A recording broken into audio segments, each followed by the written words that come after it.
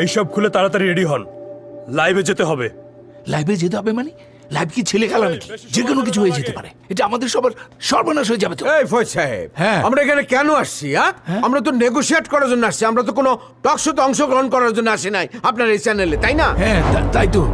এই স্যারা, ওনাকে উঠতে বলেন, ওনার কি কি দাবি দেওয়া শুনি, আমরা নেগোশিয়েট করি। এখানে মাননীয় মন্ত্রী মহোদয় উপস্থিত আছেন। এই নাও এটা, তুমি চেনো আমাকে, আমি সাবেক আইজিপি।